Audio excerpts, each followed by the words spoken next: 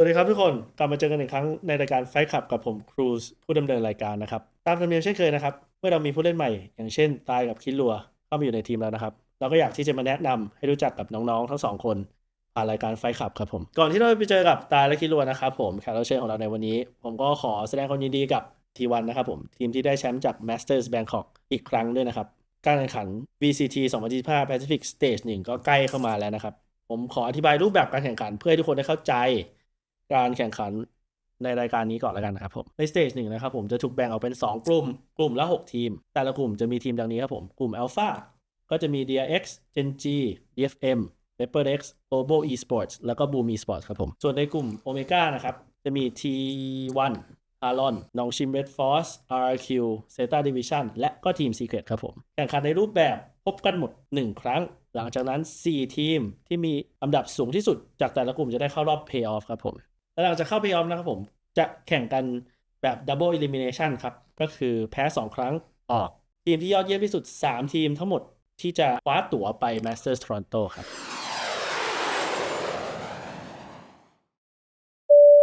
ก็มาถึงช่วงที่ทุกคนรอคอยกันแล้วนะครับผมก็คือการพบกับแขกรับเชิญของเราในวันนี้นะครับผมอยากให้ทั้งสองคนแนะนำตัวแล้วก็ตำแหน่งเลยครับสวัสดีครับกล้องคิรัวครับเล่นเฟกครับสวัสดีครับบอลเจด้วยครับเล่นสโมครับ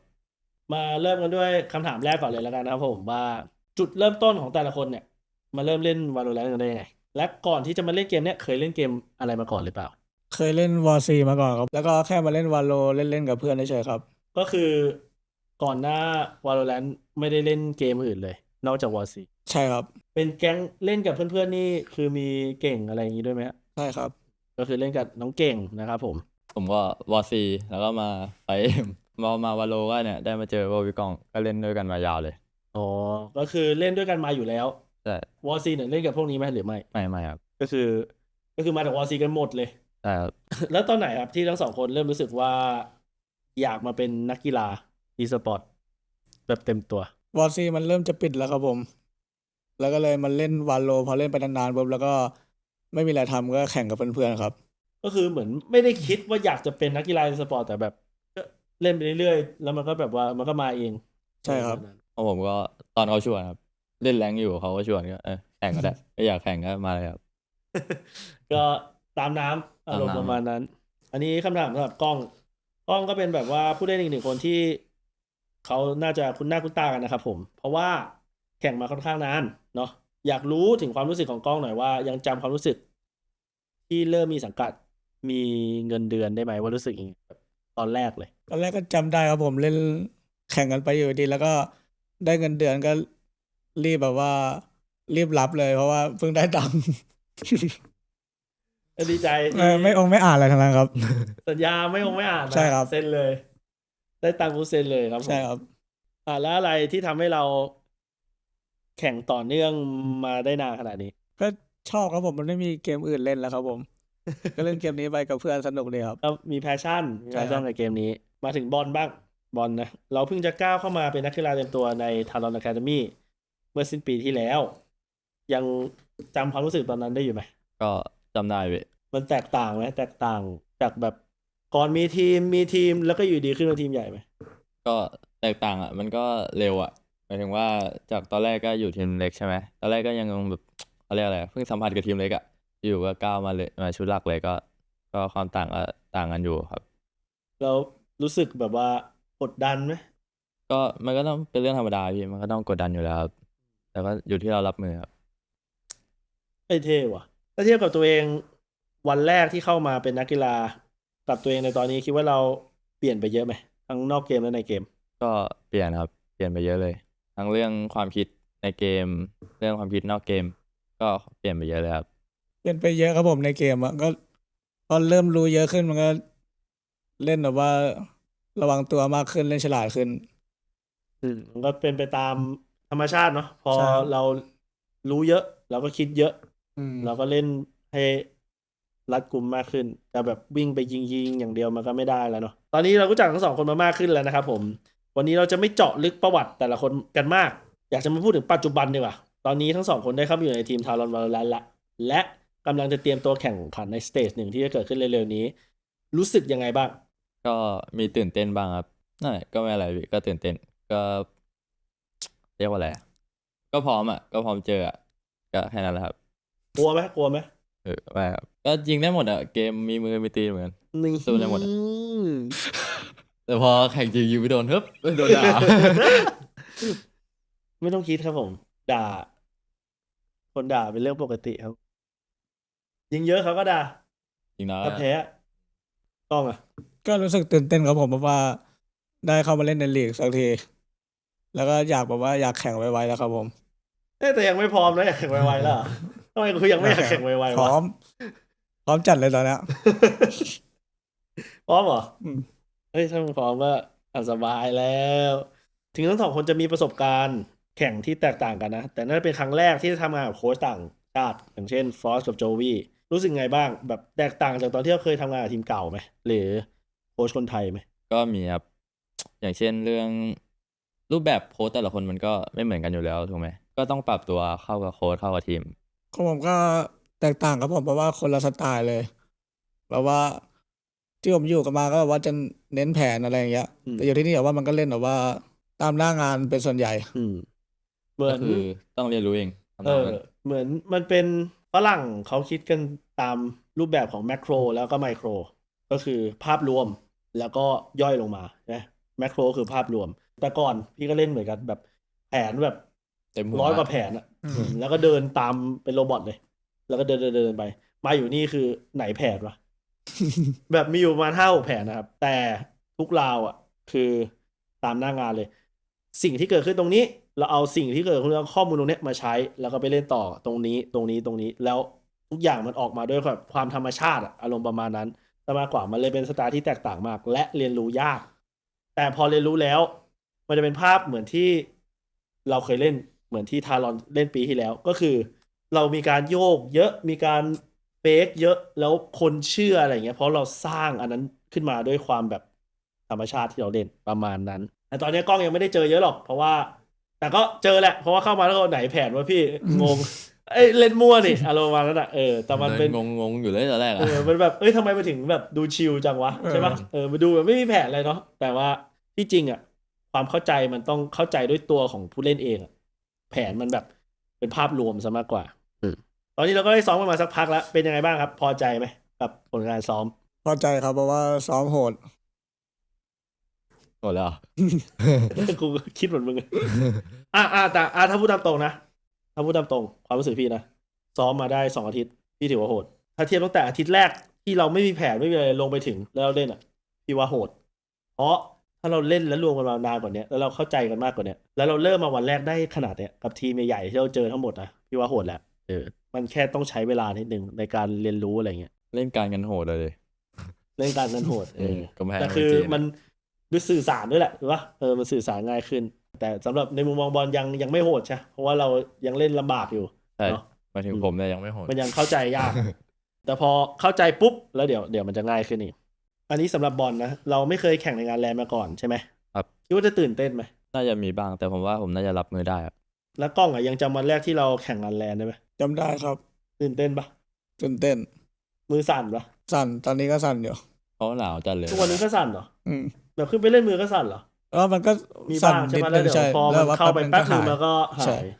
อันนี้เป็นเรื่องปกติ พูดถึงงานแลนด์นะก็ต้องพูดถึง Masters Bangkok ที่ผ่านมากันสักหน่อยนะครับผมว่าเราก็ได้มีมิตแอนกรีดนะพบปะกับแฟนๆเป็นไงบ้างก่อนที่จะได้บินมาเก็บตัวซ้อมที่เกาหลีรู้สึกยังไงบ้างกับงานมิตแอนกรีดที่เราได้ไป ดีใจครับไม่คิดว่าจะมีคนมาขอถ่ายรูปขอลายเซ็นเยอะขนาดนี้ก็ไม่คิดก็คิดว่าจากเล่นเกมธรรมดาจะมีแฟนคลับอะไรเงี้ยพี่ก็ดีใจครับ ก็ดีใจเหมือนกันครับที่คนมาเยอะแล้วก็แบบว่าซัพพอร์ตเยอะครับผม เราทั้งสองคนนะครับผมได้อยู่ดูการแข่งขันรอบชิงกันไหม ผมดูที่สนามอะ ดูที่สนามเลยใช่ปะ ผมไม่ได้ดูครับ พอเราได้ดูแบบรอบชิงดูทีมระดับต้นๆแข่งกันเนี่ยมีไฟมากขึ้นไหม มีอยู่แล้วพี่เพราะว่าในสนามกับที่เราดูทางออนไลน์เนี้ยมันแตกต่างกันครับเพราะในสนามจริงมันได้สัมผัสแบบบนเวทีมันยิ่งใหญ่แบบไม่อยากขึ้นไปอยู่ตรงนั้นแน่นอนว่ามันมีไฟอยู่แล้วพี่ แต่กล้องหน้าเคยอยู่บนเวทีแข่งมาแล้วแหละก็รู้ว่าแบบมันแตกต่างเนาะในตอนนี้เราก็คุยกันมายาวแล้วไม่พูดถึงเป้าหมายหรือความคาดหวังของเราก็คงไม่ได้นะกับไลน์อัพที่เป็นคนไทย5 คนแบบนี้แถ แถมทั้ง4 คนเนี่ยก็ยังสนิทกันมาก่อนใช่ปะก่อนที่จะมาอยู่ทีมเดียวกันอีก ใช่ครับ แต่ละคนมีเป้าหมายยังไงบ้าง ในรายการนี้ ของผมก็น่าจะได้ไปเล่นแบบว่าทัวร์ใหญ่ทุกทัวร์ ก็เหลืออีก2 ทัวร์นะปีนี้ก็ไปโทรอนโตกับปารีสให้ได้ประมาณนั้น ก็ไม่ได้คาดหวังอะไรมากพี่ก็อยากจะก็เพื่อนด้วยกันก็อยากไปกับเพื่อนไปได้ไกลๆครับหวังอยากเอาถ้วยไปฝากคนไทยสักถ้วยนั้น ได้ ส่วนตัวผมนะครับ เป้าหมายก็คือผมอยากถือถ้วยว่ะ ก็เลยทำไงก็ได้ให้2 ตัวนี้มันมานั่งอยู่นี่แหละ ก็อยากถือถ้วยสักครั้งหนึ่งครับ แล้วก็ปล่อยน้องๆเล่นละเนาะอยากให้ฝากถึงแฟนๆหน่อยครับ ที่รอติดตามเชียร์พวกเรา ก็ฝากเชียร์กันให้กำลังใจพวกผมกันเยอะๆนะครับ ก็ไทย5 คนแล้วก็เป็นตัวแทนไทยอ่ะให้กำลังใจกันเยอะๆดีกว่าครับอย่าด่ากันเลย ครับ ก็ฝากเชียร์ทารอนด้วยนะครับผม แล้วก็จะทำให้เต็มที่ครับผม ยังไงครับผมก็ฝากพวกเราด้วยครับทารอนวาโลแรนต์ก็อยากให้ทุกคนเชียร์ให้สนุกดีกว่าเนาะแล้วก็ดูเกมกันมันๆเนาะตอนนี้มีคนไทยทั้งทีมละก็ฝากด้วยนะ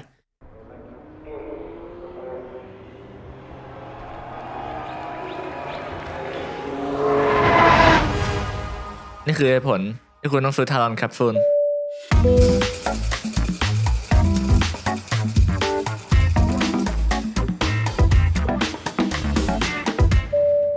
มาถึงช่วงสุดท้ายของไฟท์คลับกันแล้วนะครับผมตามธรรมเนียมของพวกเราเช่นเคยนะครับก็เราก็อยู่ในช่วง Top of Flop นะครับผมช่วงที่เราจะพูดถึงเรื่องที่น่าสนใจ ช่วงนี้กันว่าแต่ละคนคิดว่ามัน Top หรือ Flop ก็คือดีหรือไม่ดีแค่นั้นเองนะครับผมอันแรกนะครับผม Top of Flop ก็คือ T1 ได้เป็นแชมป์รายการ Masters Bangkok Top of Flop ดีหรือไม่ดี ดีครับ Top นะ Top เราเคยซ้อมกับ T1 ไหมยังใช่ปะ อย่าง อย่าง ยังไม่เคย แต่ความรู้สึกเราเป็นไง ก็เหมาะสมนะเพราะว่ามันโหดผมเชียร์อยู่แล้วที่วัน ก็ดีอะว่าทีมเอเชีย ทีมในโซนเราเนาะ ใช่ แบบว่าได้แชมป์นะครับผม ท็อปครับผมมาอันที่2 Masters Bangkok เป็นรายการที่ยอดวิว เยอะที่สุด Top of Flop ดีนะ ดีครับเพราะว่าจัดที่ไทย จะได้มาจัดบ่อย อยาก ใช่ ไป ครับ แข่ ผ ง ม ที่ไทย จะได้มาจัดบ่อยๆ ผมจะได้เล่นให้ที่บ้านดูบ้างนะครับ ครับ ท็อปนะครับผม อันนี้ก็ท็อปเอเจนต์ตัวใหม่ ว่าดี ตัวไม่โกงอ่ะ ๆ ก็ดีเหมือนกันครับ สำหรับผมคิดว่า flop นะครับผม เพราะว่ามันจะทำให้เกมพังนิดนึง ช่วงหลังๆอ่ะ ตัวละครที่ออกมาใหม่ๆมันจะเก่งกว่าตัวเก่าๆที่มันมี เหมือนมันก็เป็นธรรมชาติแหละว่าถ้าตัวใหม่มันออกมาไม่เก่งคนก็ไม่เล่นถูกไหม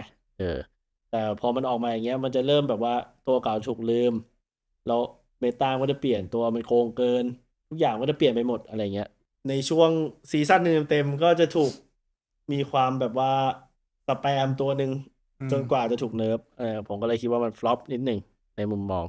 ก็คือด่านแอสเซนต์นะครับผมเปลี่ยนกำแพงให้เป็นยิงทะลุไม่ได้ เพราะว่าอันนี้ดีเลย ดีมาก แม่ง เลยค เข้า รับ สแปมกันอ่ะเฮียพวกโอดินการเดียนอะไรอะแม่งเดินอยู่หลับเดินอยู่หลับอ่ะไอ้เหี้ย เดินๆอยู่ยังไม่เจอหน้าใครเลยหัวเด้งอ่ะ ท็อปนะครับผมอันนี้ผมคิดว่าท็อปเพราะว่าเหมือนมันโกงไปอะแบบไม่ต้องเจอหน้าใครเลย ยิงกำแพงไปเรื่อยๆ แล้วคนก็ตายมันแบบไม่ค่อยเมคเซนเท่าไหร่นะเกม อันสุดท้ายก็คือ Map Rotation ไอบ็อกกับ Ascent เข้า Buy กับ Abyss ออก Top of Flop ว่าฟอปแล้วไม่ดีนะ เพราะว่าแอสเซนต์มันเพิ่งออกไปเองมันเอากลับมาอีกแล้วอ่ะ อันนี้ เบื่อแล้วด้วย ผมว่าดีเพราะผมไม่ชอบบายกับอาบิด เราเล่นดีไรยิงที่โหลตลอดเนี่ย ดีแล้วเอาเถอะ ส่วนตัวผมนะครับ ผมคิดว่าฟลอปแล้วกัน แต่เพราะเหมือนมันเพิ่งออกไปเองอะไอบ็อกก็เพิ่งเล่นแอสเซนก็เพิ่งเล่นกลับมาแกะแฟกเจอร์หายไปตั้งเกือบปีปะ ก่อน นา จะ น กลับ มาก มานานมาก แต่อาเซนหายไปไม่ถึง3 เดือนเลยกลับมาแกะฟลอปครับผม นั่นคือทั้งหมดของไฟขับตอนที่ 8 ของเรานะครับผม ถ้าใครชอบคอนเทนต์ของพวกเรานะครับ อย่างเช่นพอดแคสต์ในวันนี้นะครับผมก็อย่าลืมฝากติดตามพวกเราในทุกๆช่องทางด้วยครับ ทั้ง X YouTube Facebook แล้วก็ Instagram ด้วยนะครับผม วันนี้ก็ขอตัวลาไปก่อนครับผม สวัสดีครับ